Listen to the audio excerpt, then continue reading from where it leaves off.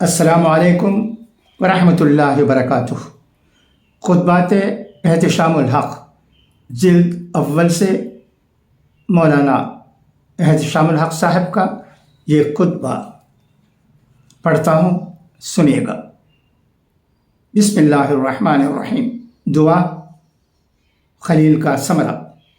الحمدللہ نحمدہ ونستعینہ ونستغفره ونؤمن به ونتوکل علیہ ونعوذ باللہ من شرور انفسنا ومن سیئات اعمالنا من یهده اللہ فلا مضل له ومن یضلل فلا ہادی له ونشهد ان لا الہ الا اللہ وحدہ لا شریک له ونشهد ان سیدنا ونبینا ومولانا محمدا عبدہ ورسولہ صلی اللہ تعالی علی خیر خلقہ محمد وآلہ واصحابہ اجمعین۔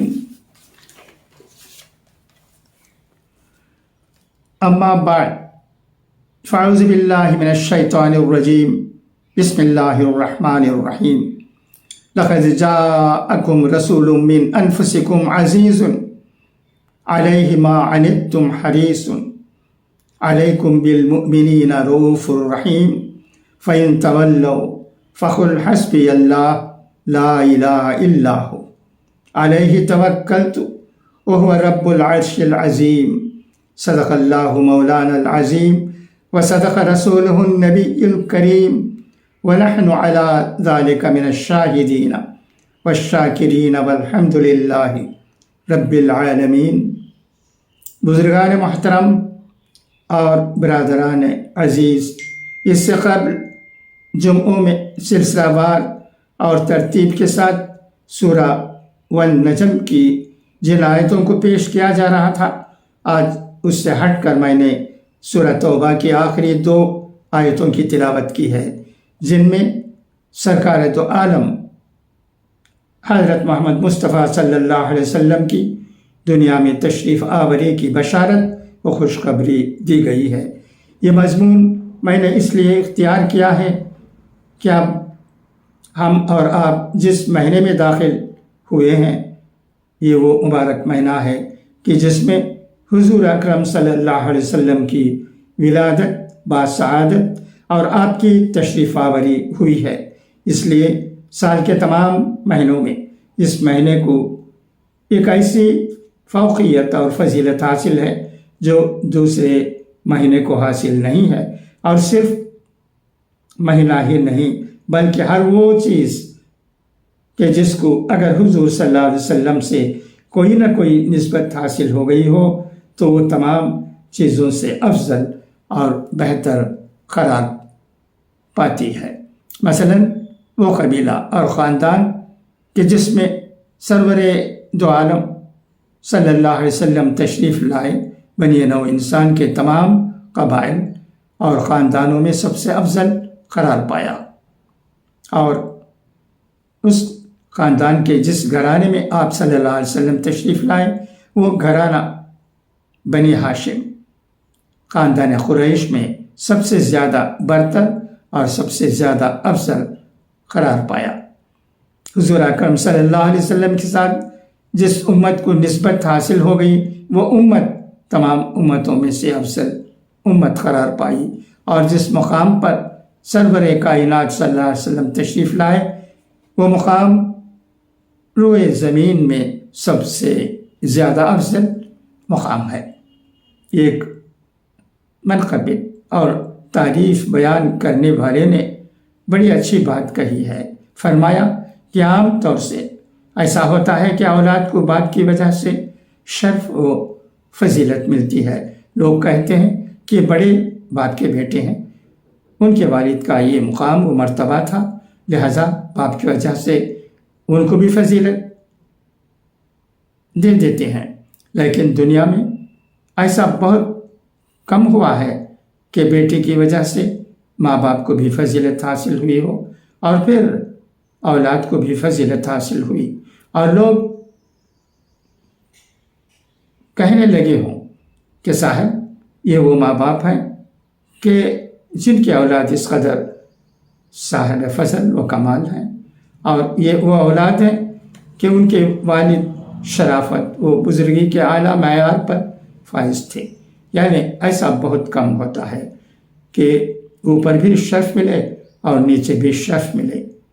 حضرت شاہ عبدالعزیز محدث دہلوی نے فرمایا، شاباش صدف کے چنا پرورد گوہر. صدف سپی کو کہتے ہیں جس میں اگر بارش کا یہ قطرہ پڑ جاتا ہے تو وہ سچا موتی بن جاتا ہے. شاباش صدف کے چنا پرودر گوہر، آبا از و مکرم و ابنا عزیز تر. اس کی وجہ سے ماں باپ کو بھی فضیلت ملی اور اولاد کو بھی فضیلت ملی، تو خود اس کا درجہ کتنا بلند و برتر ہوگا. لا يمكن الثناء كما كان حقه. بعد از خدا بزرگ تو یہ قصہ مختصر. سرور دو عالم صلی اللہ علیہ وسلم کی وجہ سے آپ کے ماں باپ کو بھی فضیلت ملی اور آپ کے اولاد کو بھی فضیلت ملی. تو میں یہ عرض کر رہا تھا کہ جس چیز کو بھی آپ صلی اللہ علیہ وسلم سے نسبت اور تعلق ہو جائے، وہ تمام چیزوں میں سب سے برتر اور بہتر ہے. زمین کی کنکریوں کو اپنی جگہ کوئی شرافت و فضیلت حاصل نہیں ہے، لیکن سرزمین مدینہ کی کنکری آپ صلی اللہ علیہ وسلم کے قدم مبارک کے پڑھنے کی وجہ سے اس قدر مقدس اور قابل احترام ہو گئی کہ حضرت امام مالک رحمۃ اللہ علیہ نے تمام عمر مدینے میں جوتا نہیں پہنا. جب ان سے اس کا سبب پوچھا گیا تو فرمایا کہ میں جوتا اس لیے نہیں پہنتا ہوں کہ مجھے یہ خیال ہوتا ہے کہ کہیں میرا جوتا اس مٹی پر نہ پڑے کہ جس پر سرور دو عالم صلی اللہ علیہ وسلم کا قدم مبارک پڑا ہو. میرے نزدیک وہ مٹی اور کنکریاں بھی اتنی مقدس ہے کہ میں نہیں چاہتا کہ جوتا پہن کر چلوں اور میرا جوتا اس پر پڑ جائے. اسی طرح اس مہینے کو تمام مہینوں پر فضیلت ہے، اس لیے کہ یہ حضور اکرم صلی اللہ علیہ وسلم کی تشریف آوری اور آپ کی ولادت پاک کا مہینہ ہے. حضرت عبداللہ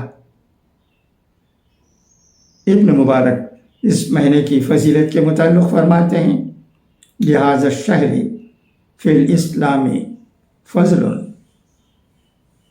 ومن قبۃ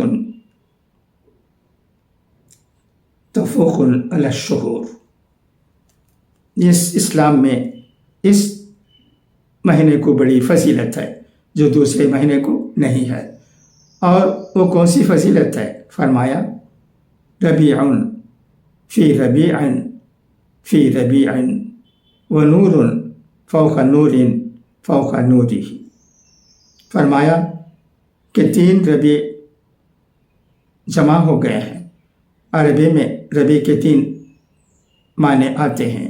ایک معنی ہے موسم بہار کے، دوسرا معنی ہے مجسم بہار کے، اور تیسرا معنی ہے ماہ ربیع الاول کے. مطلب یہ ہوا کہ اللہ تعالیٰ نے یہاں 3 چیزیں جمع کر دی ہیں، اور وہ یہ کہ یہ مہینہ ربیع الاول کا ہے اور اس کا موسم بہار ہے، اور اس مہینے میں حضور اکرم صلی اللہ علیہ وسلم سرتاپا بہار بن کر تشریف لائے. فرمایا کہ ربیع فی ربیع فی ربیع ونور فوق نور فوق نوری. یہ 3 نور اللہ تعالیٰ نے ایک ساتھ جمع کر دیے ہیں. مہینے بھی ربیع الاول کا، موسم بھی بہار کا، اور اس میں حضور اکرم صلی اللہ علیہ وسلم مجسم بہار بن کر تشریف لائے. اس لیے اس مہینے کے جتنے بھی جمعہ ہوں گے ان تمام میں حضور اکرم صلی اللہ علیہ وسلم کی ولادت پاک اور آپ کی سیرت طیبہ اور حالات زندگی کا تذکرہ کیا جائے گا۔ اسی لیے میں نے قرآن کریم کی یہ آیت آپ کے سامنے تلاوت کی ہے۔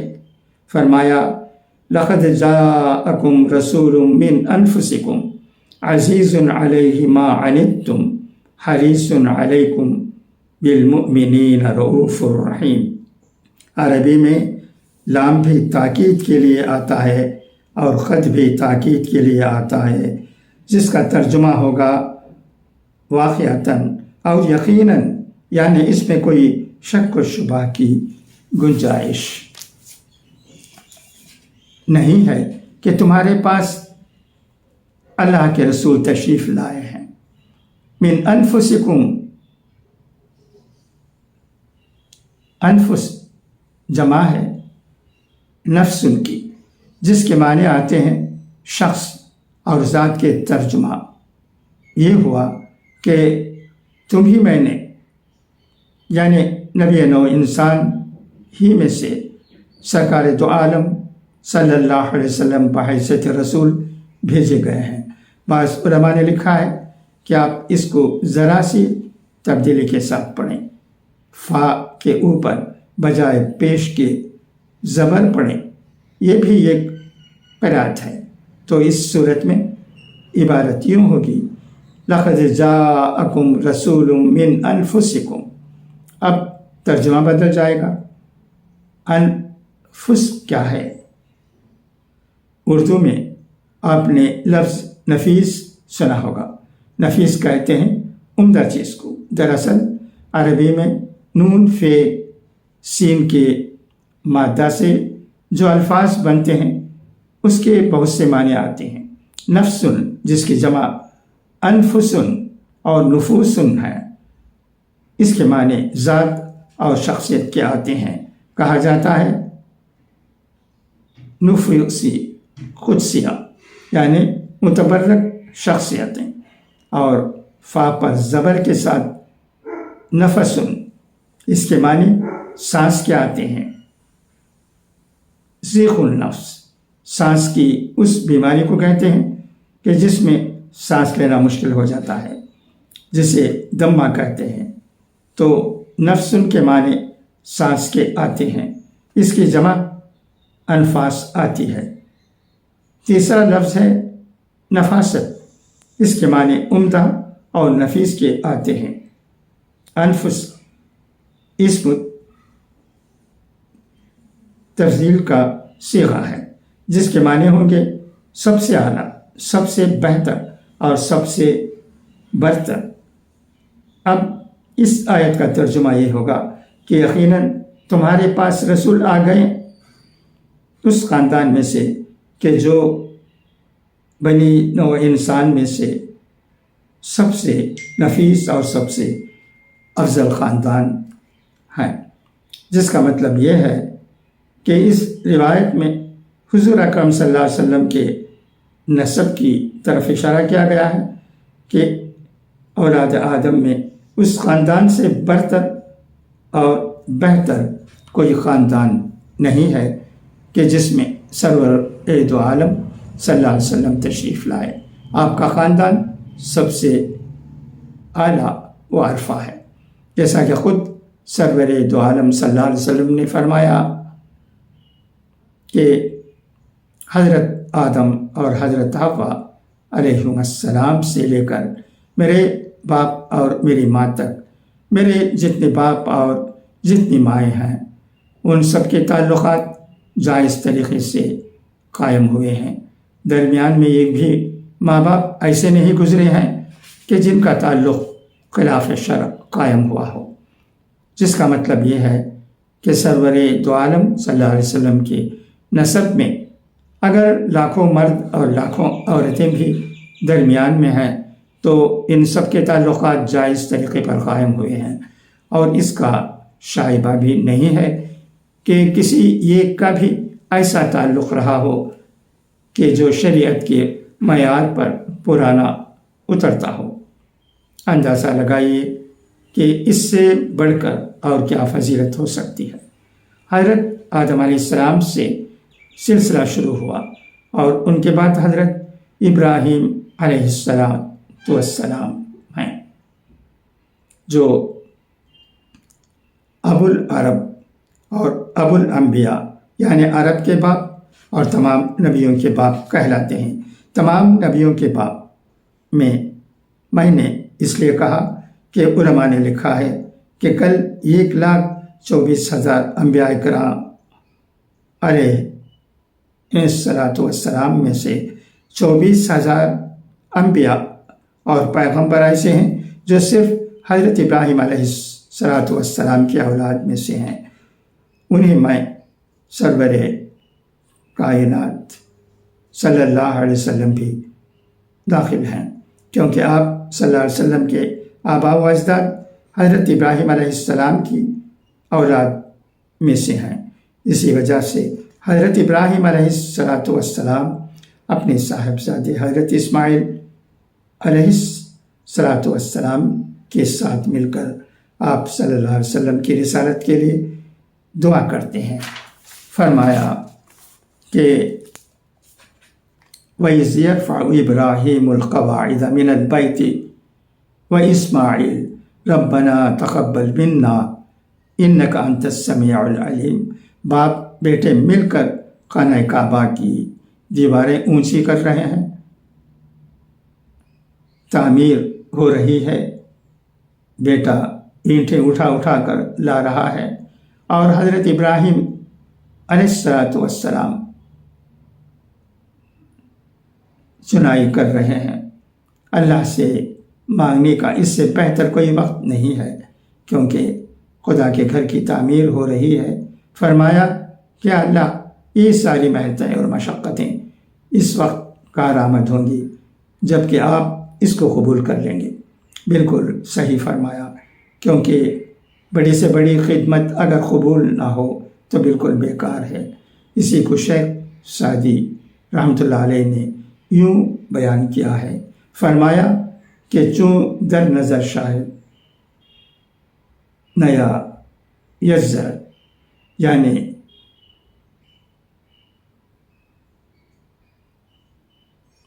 سونا باندھ کر لایا اور محبوب کے سامنے پیش کر دیا کہ یہ سونا لے لو، اس نے ٹھکرا کر پھینک دیا۔ شیخ سعدی فرماتے ہیں کہ اب یہ سونا نہیں رہا، یہ مٹی سے بھی زیادہ بدتر ہو گیا، کیونکہ جب محبوب نے اسے قبول نہیں کیا تو کیا پھر اس کی کوئی حیثیت نہیں؟ فرمایا کہ چون در نظر شاید نیا یزر زر و خاک یکساں نمایت برت، اصل چیز قبولیت ہے۔ اور شیخ سعدی رحمۃ اللہ علیہ نے اس سلسلے میں ایک واقعہ بھی لکھا ہے کہ ایک اللہ والے بزرگ شب بیدار اور تہجد گزار تھے۔ جب راتوں کو تہجد کی نماز کے لیے اٹھتے تھے تو ان کا خادم انہیں وضو کراتا تھا۔ مسلسل 30 سال سے بلا ناغہ تہجد کی نماز پڑھ رہے ہیں۔ سخت سردی کے موسم میں بھی لحاف بچھونا بستر چھوڑ کر اللہ کی عبادت کے لیے کھڑے ہو جاتے ہیں۔ ایک دن غیب سے آواز آئی کہ عابد و زاہد، تو جو کچھ عبادت کر رہا ہے وہ قبول نہیں ہے، کیونکہ تیری عبادت بے ڈھنگی ہے۔ بے ڈھنگی کا مطلب شاید آپ حضرات کو ویسے ہی سمجھ میں نہ آئے۔ اس کو یوں سمجھیے کہ سخت گرمی کا زمانہ ہے اور آپ نے اپنے والد یا استاد یا شیخ کی خدمت کر رہے ہیں، پنکھا جھل رہے ہیں، جھلتے جھلتے آپ کے ہاتھ اور آپ کی ٹانگیں دھک گئیں، پسینے آ گئے، اس لیے آپ اس طریقے سے پنکھا جھلنا شروع کر دیے کہ کبھی آپ استاد کے سر میں مار دیتے ہیں، کبھی وہ کھانے کے لیے لقمہ اٹھا رہے ہوتے ہیں، آپ اس لقمے میں پنکھا مار دیتے ہیں، تو آپ خدمت کر رہے ہیں، مگر آقا یہ کہہ رہا ہے کہ خدا کے لیے باز آ جاؤ تو اچھا ہے، کیونکہ کہیں تم میری آنکھ نام کو نہ مار دو۔ تو یہ ہے، یہ خدمت ہی، مگر آقا کی نظروں میں اس لیے قابل قبول نہیں ہے کہ یہ خدمت اصول کے مطابق نہیں ہو رہی ہے، بے ڈھنگے طریقے سے ہو رہی ہے۔ اب شاید آپ حضرات کو بے ڈھنگے کا مطلب سمجھ میں آ گیا ہوگا۔ میں یہ عرض کر رہا تھا کہ 30 سال سے تہجد پڑھ رہے ہیں، لیکن چونکہ یہ عبادت بے ڈھنگے طریقے سے کی جا رہی ہے اس لیے قبول نہیں ہے۔ دوسرے دن بھی غیب سے ایسی ہی آواز آئی، پھر تیسرے دن بھی ایسی ہی آواز آئی، تو جو خادم وضو کراتا تھا اس نے کہا کہ حضرت غیب سے جو یہ آواز آ رہی ہے کیا آپ اسے سن رہے ہیں؟ انہوں نے کہا ہاں بھائی سن رہا ہوں۔ کہنے لگا کہ جب آپ کی 30 سال کی عبادت اب تک قبول نہیں ہوئی ہے تو اب کیا عبادت کیجیے گا؟ چھوڑیے، ہٹائیے اور جا کر آرام سے سو جائیے۔ شیخ نے جواب دیا کہ تو ابھی کچا آدمی ہے جو اتنا جلدی گھبرا گیا ہے، تو نے جو مشورہ دیا ہے وہ درست نہیں ہے، اس لیے کہ جس آدمی اور جس ذات کو چھوڑ کر گزارا ہو سکتا ہے اسے تو چھوڑا جا سکتا ہے، لیکن جس کو چھوڑنے سے کوئی گزارا نہیں ہو سکتا اس کے در کو چھوڑنے